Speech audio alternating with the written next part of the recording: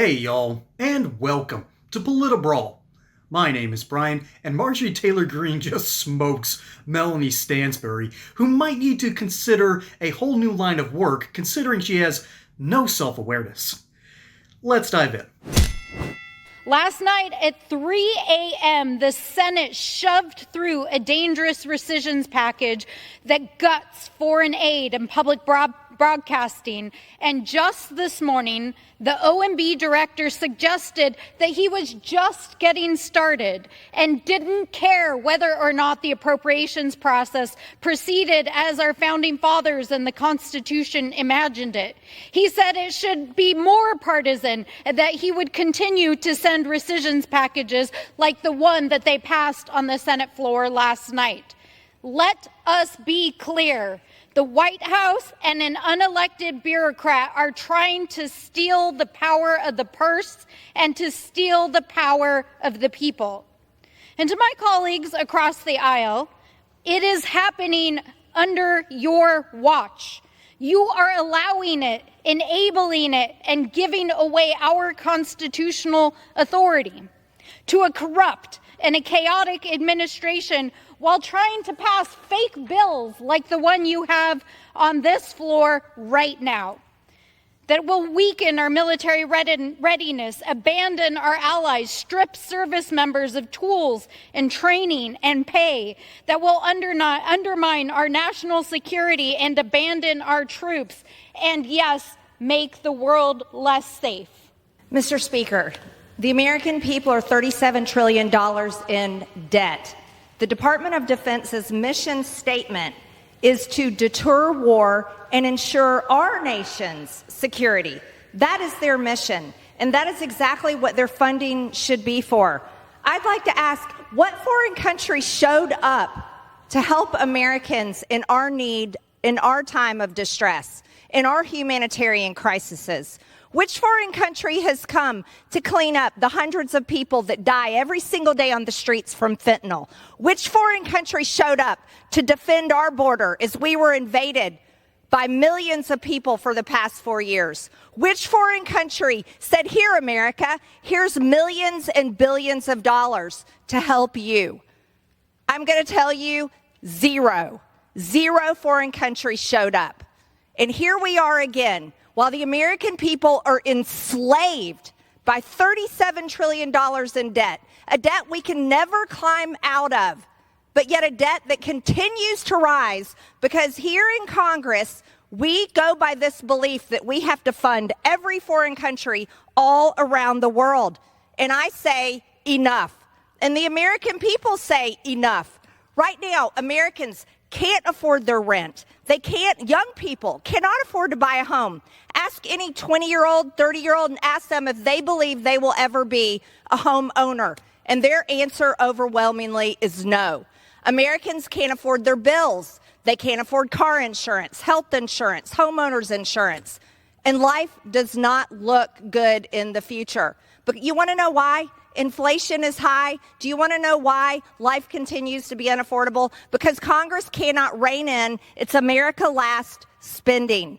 It cannot stop, and it refuses to stop. It continues to say yes to the lobbyists for the military-industrial complex. It continues to say yes to every lobbyist that walks in this institution as congressmen and women take donations into their campaign accounts.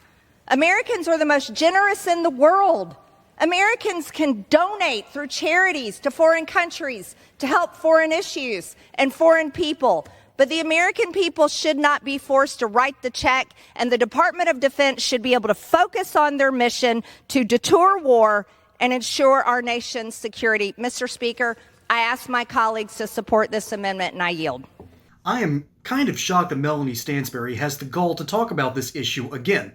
Just a few short weeks ago, she forgot how to add up numbers. She forgot to watch Sesame Street and listen to the count start to use, counting, because she couldn't even get her own numbers straight. She had this weird poll that went up to 110%. And she got clowned for it. And now she's out here talking and clutching her pearls again that, we're going to lose NPR and public broadcasting. Have you ever considered that they might need to go away. That we might need to defund them. They might need to feel the pinch of their horrific decisions. They just fired one of their CEOs last year because he dared to speak out about the problem that NPR, even though we've known for decades that NPR skews left. We know this. I know it. You know it. The American people know it. It's not a secret. But after 2014, when all of a sudden it seems like rich white liberals started getting a little bit too big for their britches, and they really went whole hog with the DEI policies, and one of their own CEOs was basically trying to tell them behind closed doors, we got to stop this. Okay, we need to bring in more conservatives. We need more diversity of thought as well. He got shouted down, and so he eventually wrote an op-ed, and he got canned the next day for it. Hey, y'all. Experts say they rig the markets, print the money, and manipulate the system. But here's the truth. They can't print gold. While the dollar weakens, physical gold and silver stay real, tangible, uncontrolled. When banks go digital and emergencies lock you out of your own funds, gold and silver won't need an internet connection or government permission.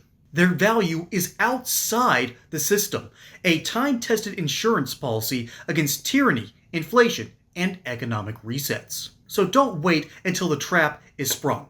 Own what the elites hoard behind closed doors. Physical gold and silver off the grid, because when the system fails, real money talks. And to help you learn more about owning physical gold and silver, we have partnered with the great company Goldco, which supports this channel, which we deeply appreciate. So check out politburalgold.com for more info and see if you might even qualify for free silver. That's politburalgold.com. I think this is more of a canary in the coal mine. And again, Melanie Stansbury should not be talking about this at all because she doesn't know how numbers work. While federal funding makes up only 1% of NPR's revenue, member station fees make up a 30% share, the organization recently explained to its listeners. So wait a minute. Wait a minute. If you're only getting 1% funding from the feds, I think you're going to be just fine if it goes away. All right? The only time 1% matters in those terms are down to its chemical formulations, and that's not what's going on here. This is basic finances. They're going to find money from elsewhere. As a matter of fact, I think that's how it should be done. Organizations like this, and of course USAID, should not be taxpayer funded. But here's the real reason that they are, and we've lost faith in this system.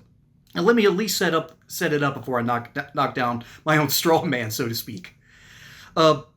PBS was officially created, I believe, in 1960. That year is very important because just a year before, the Russians got to space before we did. We looked like we were behind. The CIA was scrambling. They were quite literally at that time clowns in action.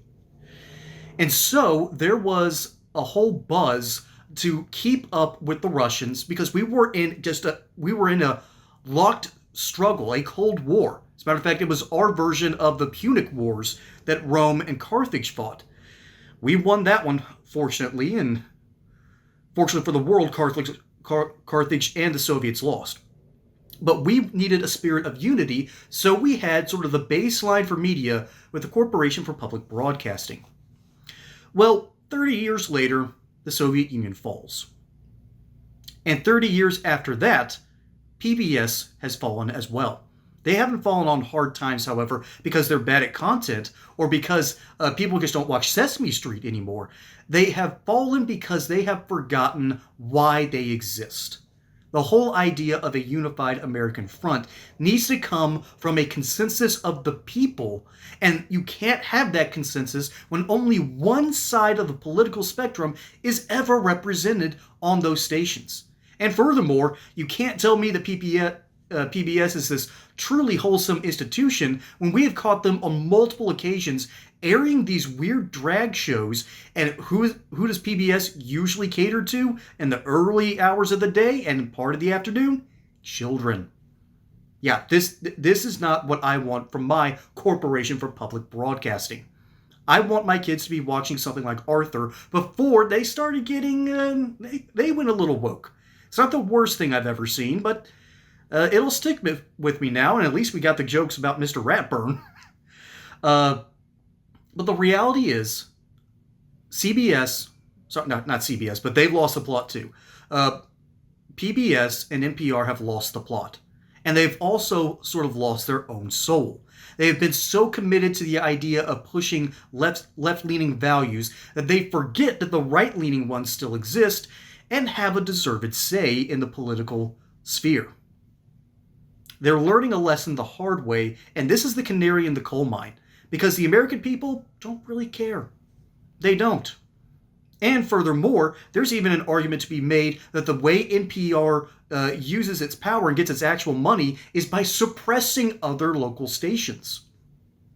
Ultimately, I'm not going to miss NPR or PBS.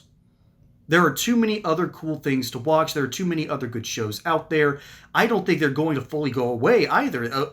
Only 1% of their revenue comes from the feds. So they're going to have to learn the hard lessons the hard way. And Marjorie Taylor Greene is 100% right. And I almost took this in a direction of being a whiny little millennial who's never going to own a home. I have hope that I will.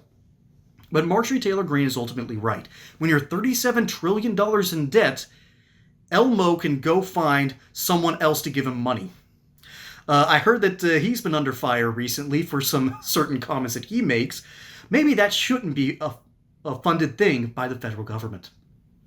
But that's just my thoughts on the issue. My name is Brian. Hope you enjoyed that segment here on Politibrawl. Let me know what you think down in the comments below, and I'll catch you on the next one. And until then, y'all have a good one.